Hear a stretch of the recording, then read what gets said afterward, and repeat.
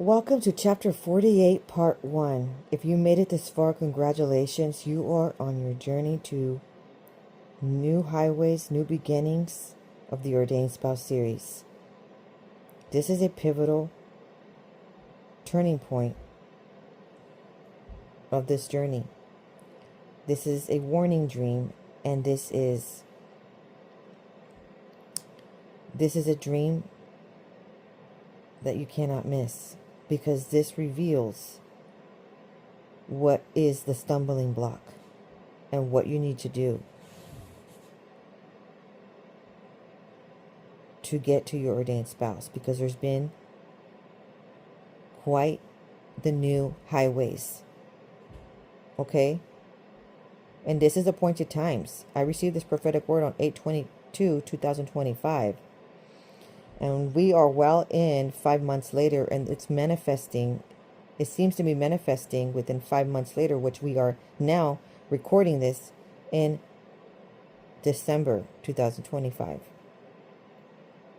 Okay, so we're appointed times that this is going to be occurring now. And there's a change that you need to do now. All the more confirming. Okay? So,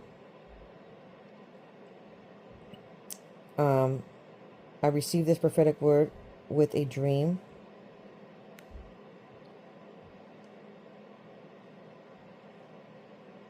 Yahuwah, please open the ears and please open the eyes so that they can receive and they can understand what to do next, where you want them to go, what gate you want them to open. Amen. Okay, now diving into the dream. It was night, and I saw this woman driving in a main city, okay? A road that she hasn't really driven on. It seems like it was an adjacent road to the original road that she usually goes on to get to her destination. And she had a class to go to, a workout class to go to. Since it doesn't seem too far, she decided to park across the street. Okay, and she thought she could walk to the appointment that she had. Even though across the street would have been approximately 4 blocks away, she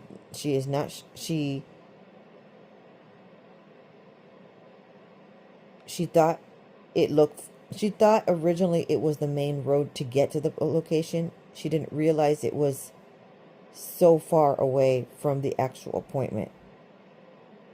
Okay?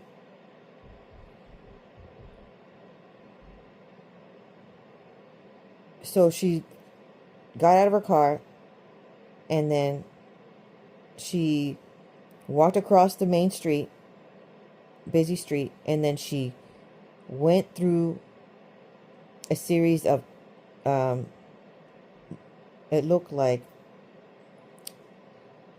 neighborhood with houses. It was like she was, instead of going on the main road in her vehicle, she decided to just cross over. Okay, so now she's in like a neighborhood. She has to cross through the neighborhood to get to the other side of the main street again, and then cross that street to get to the appointment, right? So she's going through the neighborhood. All she has to do is go straight. But she's amongst these people that look dangerous. Okay, they look like they're homeless, but like also creepy looking, like evil, wicked looking, and they look to be living in huts and shacks amongst the regular houses, right? There's a narrow road. There's dark shadows everywhere, and there's not much space to walk through that sidewalk, and she has to walk amongst these creepy people. Okay? So there's darkness everywhere. Now she's thinking, I don't want to walk through the sidewalk. I don't want to go through the houses and do this shortcut, what she thought would be a shortcut. She didn't realize she was so very far from the appointment. And that she wants to walk back to her car and then just drive to the site instead. Okay?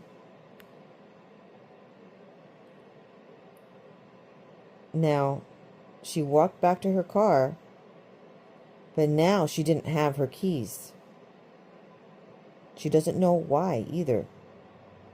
So she calls an ancestor to see if she can help her get her keys, right?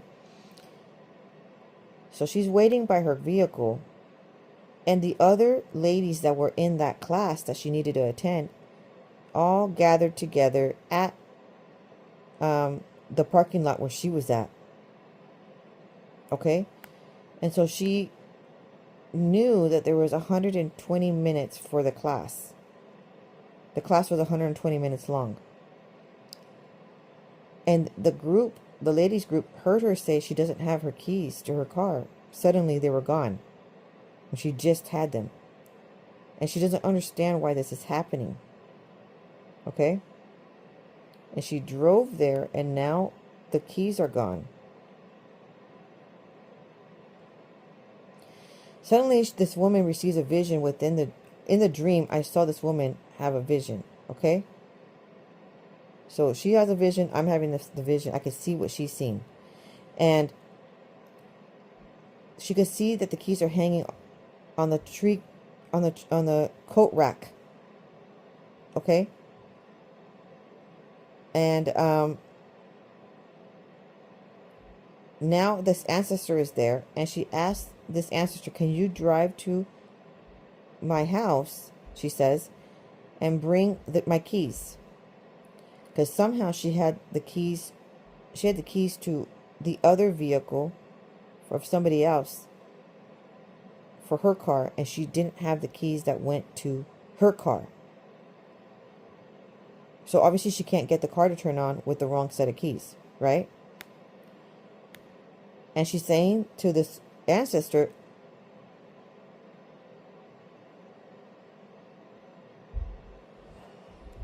please go get them. Over and over again. They're hanging right there. You open the door and it's right there. But that ancestor kept getting confused of the instructions, and the instructions were very basic. The ancestor knew where she lived, and the ancestor knew she's seen that coat rack right by the door, right? But somehow that was so confusing for her, and it was almost on purpose to make it more confusing than it really was. Okay?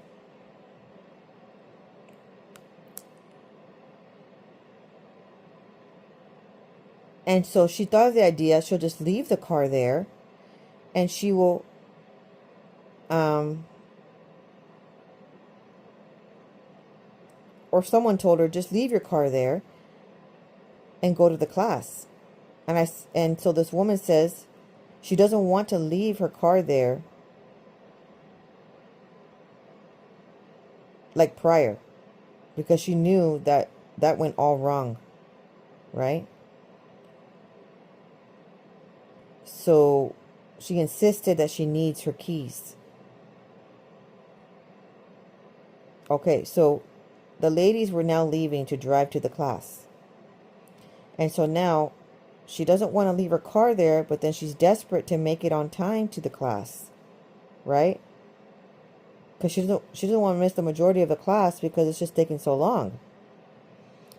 And she asked, can you please give me a ride to the gym class? And they all said no, that they have to leave.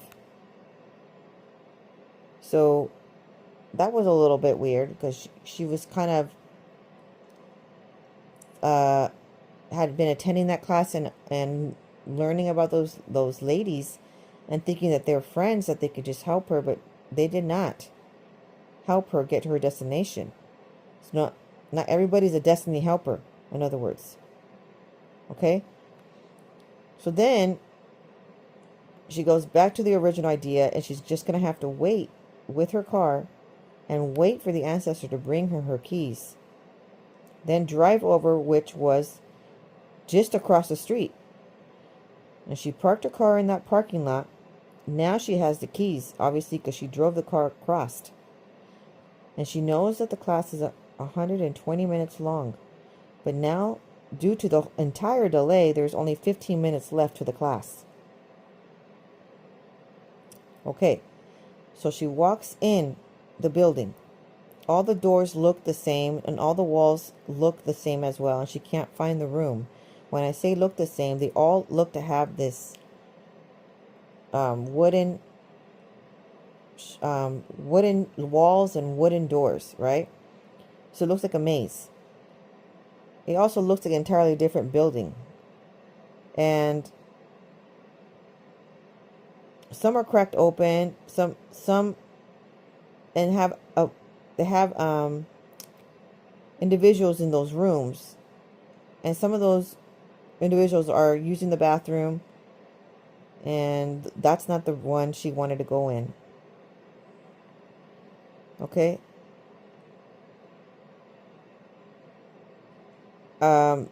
She closes that door and says sorry. All the rooms were closed, right? And there was a group watching a movie in another room. So she closes the door. I'm walking with her. I went to open another door with her. That wasn't it. Meanwhile, she had to go to the bathroom very bad. Okay. That's essential right there. When you have to go to the bathroom in a dream, that means you need deliverance. Okay? When you leave yourself in the dream, that means you had deliverance. You went through deliverance. You went through some kind of assistance, divine assistance, to relieve yourself of any demonic delays, any demonic attacks, witchcraft. Okay, purification and sanctification. Okay, so walked by the hallway, and she saw someone that was in the class, who goes to that class. Okay, the same one that she goes to. And she asked, "Where's this class at?" And the woman says, "It's down that way in that room." So at this time, she knows that there's 15 minutes left to the class, but she still wants to attend the class. She walks down that way. She opens the door. There's a man who got up in a gown, and he exposed himself somehow. In that gown, he was injured. He was wearing a medical gown. And the way he got up, it was exposing self. So in other words, when someone is exposed in a dream like that, it has to do with not being in righteousness, not being being shamed in real life. Okay? And then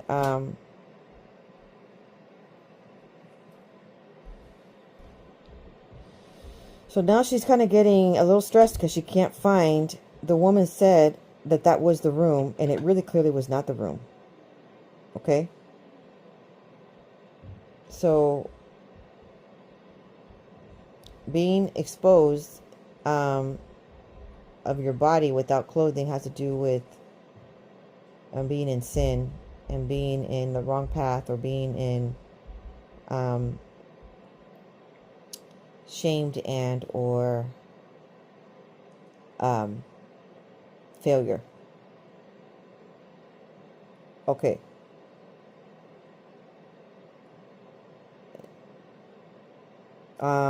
Continued. Since all the walls look the same and all the doors look the same, and she's getting stressed that she can't find the class and there's 15 minutes left, she goes through another hallway and sees a guy that looks like the instructor of the class.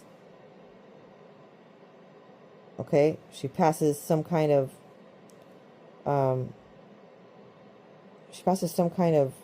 particular sports um, sports gym that she sees there, and he walks right past her and does not see the woman. The woman's looking like, you don't recognize me? That was weird. Okay, and then she follows him. I'm following her, and he goes to the left, and then she goes to the left, and she sees the room, and the room is bright light, and the room door is open, obviously, because she could see inside, and the room looks to have dim, or the hallway looks to have dim light, but in that room has bright light. And she was about to enter the room and then woke up.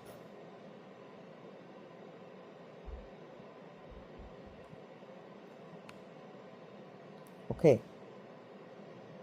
So now, an explanation of why highways, okay?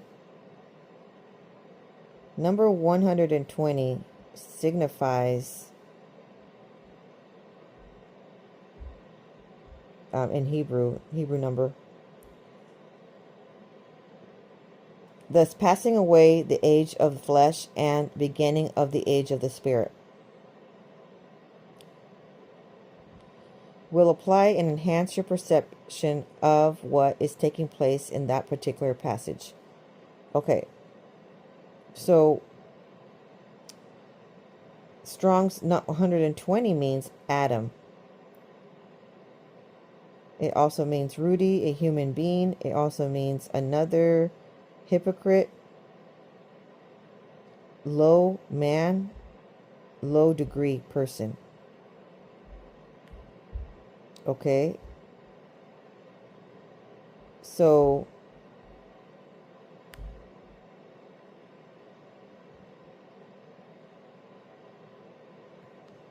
Proverbs 6:12, these verses are attached to this strong number.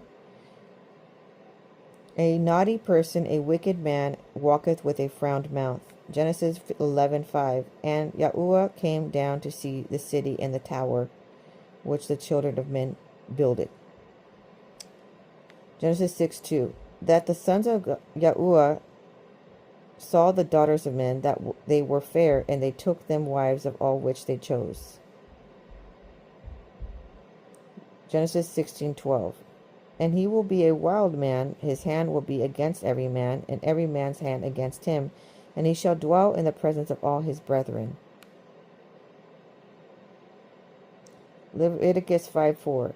Or if a soul swear, pronouncing with his lips to do evil, or to do good, whatever it be that a man shall pronounce with an oath, and it be hid from him, when he knoweth of it, then he shall be guilty in one of these. Proverbs 24:30. I went by the field of the slothful, and by the vineyard of the man void of understanding. Proverbs 21:16. The man that wandereth out of the way of understanding shall remain in the congregation of the dead. Jeremiah 2:6. Neither they say, where is Yahuwah that brought us up out of the land of Egypt, that led us through the wilderness, through a land of deserts and of pits, through a land of drought and of the shadow of death, through a land that no man passed through, and where no man dwelt. Psalms 49:3. My mouth shall speak of wisdom, and the meditation of my heart shall be of understanding.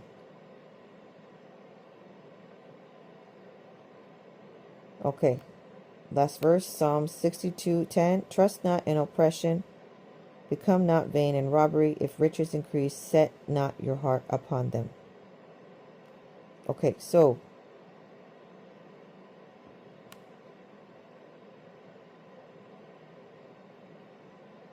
what's going on is, do you recall the part where she lost her keys? Okay, and she couldn't drive her vehicle because she didn't have the keys. It has a lot to do with who do you have in your life. Something is obstructing your journey to this connection. Okay? During that time, I could tell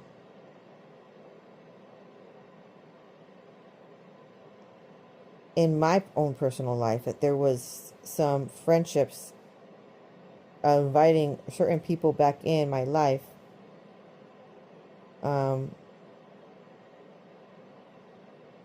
Okay, excuse me, that was for a different word. So that was prior in July. And by July, I've already removed those individuals out of my life. Okay? But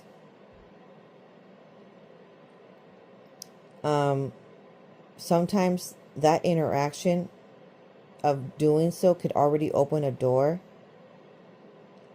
where it allows people to speak confusion and death into your life. Okay? And or into your divine promise. Okay? So even though you remove yourself from it, there's still some kind of open door there. That's why you got to be very careful what you do. Okay. And this is a whole month later, but see how it's getting affected a whole month later. Okay? Now, if you noticed in the dream, she this woman had asked for assistance to an ancestor, hoping that she'd get some help, but they were just being like almost like another roadblock. So not every single family member, not every single friend is your destiny helper. Okay? They shouldn't make it harder. They should make it easier. If you notice that someone in your life on earth is making it more difficult to get from A to B to C, and they have a consistency of doing that, and you have been very patient and very kind and very understanding and trying to understand them and thinking that maybe it's on accident. It's not on accident. Okay? During that time, you could have been needing some help. You're desperate for assistance because you could be injured. You could be not having a vehicle in your life. Okay? And so you're having to depend on other people, like a physical vehicle. Okay? I know we're talking about spiritual vehicle, and the vehicle represents the journey of your life. Being in divine alignment, you have to be driving your own vehicle, not someone driving for you, not someone having your keys. Okay, that means someone is conducting all of the pathway to your life, and they're not going to help you get to where you need to be, because you need to have the keys in your dream, and you need to have your vehicle in your dream. Okay? Anyways, she depended on others to assist her. And obviously it was going all wrong. You can't have toxic people and or fake friends, friend enemies around you while you're trying to get to your destination, because all they're going to do is obstruct the cause. Okay? And you think, I'll just let them in here and there. I'll just let them in, very minutely. It's not. Because they just are there as monitoring spirits. Okay? And they disrupt the progress. So you got to be very careful. Secondly, do you recall she leaned upon somebody finally she gets to the building and it looks like a maze. Okay? Then she asked somebody for help. And it just looks like everybody's injured all over the place, wearing those medical gowns in every room that she opened. And then the person that she thought was going to help her, that was somewhat kind to her in the past, told her to go into this opposite room that wasn't it. Okay? Again, who do you have in your inner circle? All right. Then the part where she walks by the person, she thinks that's the ordained spouse, right? And he doesn't see her. He doesn't notice her. He doesn't recognize her, or just walks on by. Like, can you just understand that piece right there? Your ordained spouse is going to notice you. He's going to look at you, and he's going to notice you when you have these dreams. Okay? He's going to... You're of the rib, so it's of him, and he's going to see you. And so if he didn't see you in the dream, there could have been some witchcraft, okay, cycling through there to delay the matter. But if you notice the number 120, it actually leans more towards what's going on here is he's not acting like an honorable person. Okay? He's not being obedient to the Heavenly Father in any which way. It's almost called hypocrite. Did you remember that word? Low man, of low degree. Why all of a sudden? What happened? And it was talking about something in regards to a naughty person, a wicked man walketh with a frown forward mouth. Maybe the things that he's been chatting away and stating has not been approved by the Most High while you're not there, okay? And he's expressing himself towards others, okay? And it's looking like instead of becoming a better person, it's going the opposite direction. Okay. In real life, this other woman, she's experienced more information now, where the ordained spouse that she was told it was, she was understanding by some comments from who interact with him that he was not obeying the rules at the workplace, and he was not following the advice of the leader there. He was running his life, running that business to the ground almost. People were getting injured under his care, and he was not maintaining prudence and wisdom. He was not obliging to the advice, the listening to the Most High, and brave to even acknowledge her as his future ordained spouse. He was disregarding and disengaged with the prophetic promise. That is when the Most High told her, you move on from here. He is no longer for you. Okay? So she noticed also when she would communicate with him that he would say one thing and then say another the next time, and it didn't really match the story.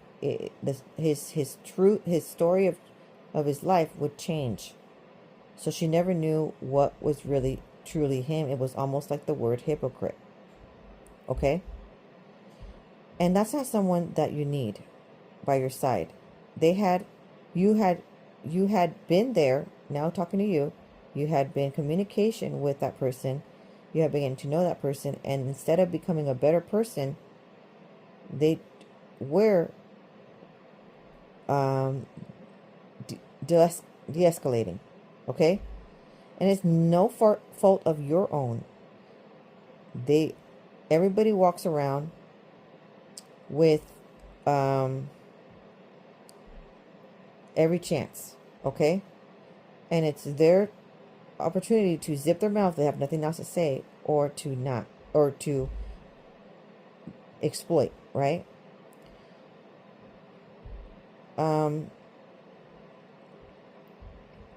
So anyways,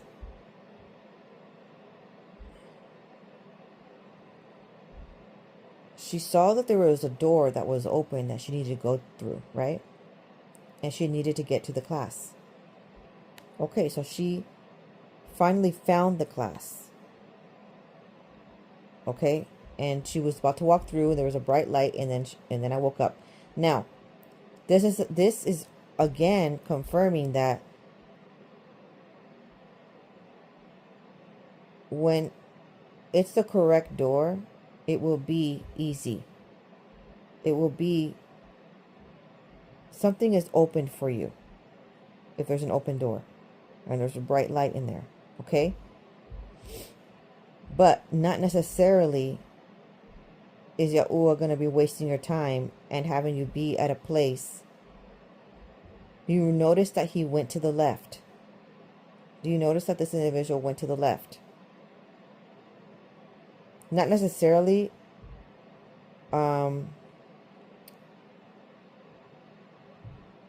okay, that's key right there. I want to backtrack a little bit on the prior chapters, and it was saying when the FJ cruiser was driving through, and it says go to the right, go to the left. Do you understand? Okay. And then the story of Isaac, and he's saying, I need to know now, or that I may go to the right or to the left. Okay. So there's a moment where you have to go to the left, basically.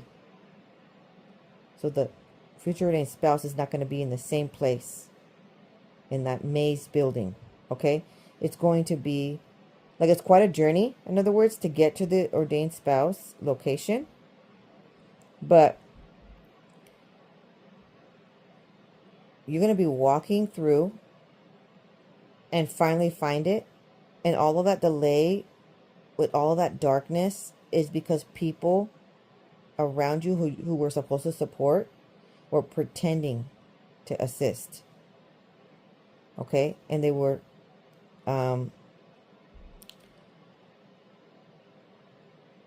almost like destiny destroyers in a way. Okay? So what you thought was destiny builders were actually destiny destroyers. Okay? And I'm so sorry that has been so difficult for you to obtain your promise. It's a lot of hardship that you've endured, but there is a rainbow promise coming. So do not get so discouraged that you want to give up. Do not give up on this promise, okay? Meanwhile, in real life, the friend I was talking about, she notices that Yahuwah has removed that individual altogether. He no longer works at that site. Meanwhile, she also needs to leave that site because Yahuwah is taking her further on somewhere else. Okay? And she needs a King David, not a King Saul. So Yahuwah has given that person all opportunity to become and be the one, and he decided not to take the call, and he decided to be a King Saul status. Okay? And it didn't go well because that person got removed from that location she learned of due to his disobedience at the place. Okay? And due to the Most High acknowledging that he was not taking the call or any of his advices through her. Okay? So she is moving forward. Okay? And on 8/22, 2025, Yahuwah says, Ya la kashi, which means hurry up. Ya la means hurry up. So there's some urgency here. You need to go to the right door. You need to open the right gate. In the prior messages, it says, hurry, open the gate. So if you already went through that gate and you've already been there, done that, and it obviously, that has all dissipated, that wasn't the gate. Okay? Promising prophetic words coming into the future, though, so you want to stay tuned. Because, yes, I am working on chapter 48 right now, but I'm actually already, amongst chapter 60. So there is promising prophetic word coming. There is positive. There is astounding surprises coming. So you need to stay tuned. Don't forget to like and subscribe. Then he says, Kashi stands for rainbow promise. Hurry, rainbow promise. Okay? It's a use for encouragement. Okay? Wow. To be wowed.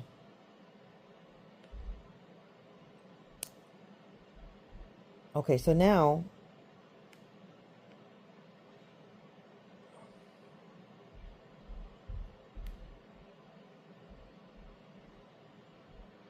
I'm going to talk about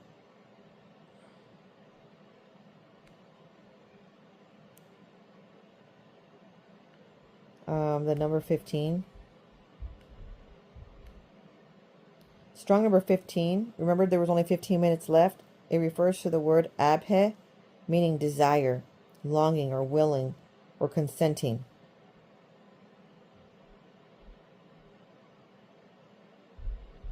It references a verse that uses that word in context. Job 34:36.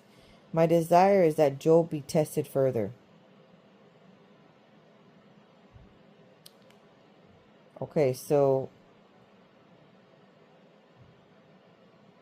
Job 34:36. My desire is that Job may be tried unto the end because of his answers for wicked men. Now, in pulpit commentary, this means, my desire is that Job may be tried unto the end. Literally, would that Job were tested to the uttermost, tested, as gold is tested by the touchstone, and to the uttermost, so that there should be no doubt as to the result. Elihu had his wish. Job was tried as severely as possible, and the issue was pronounced by Yahuwah himself. Yea, have not spoken of me the thing that is right, as my servant Job hath, because of his answers for wicked men, rather after the manner of wicked men. This was the view which Elihu took of Job's rash words. Job 34:36. Elihu's plea mirrors that cultural background calling for a thorough divine inquiry. Pastoral and ministry insights. Yearning for refinement, believers sometimes echo Elihu, praying that trials accomplish their full promise. James 1:2-4, not end permanently. The interjection invites honest, fervent prayer that embraces sanctification rather than evades it, guarding our words in suffering. Job's example warns against careless claims about Yahuwah's justice.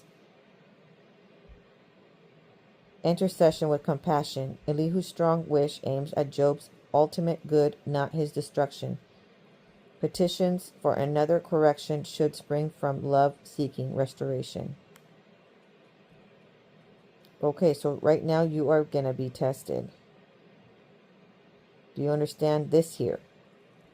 You're like, this is taking so long and forever. Now you're saying it's a new highway. Now you're saying, I'm explaining in this prophetic word why the change in the individual that initially Yahuwah has chosen for you.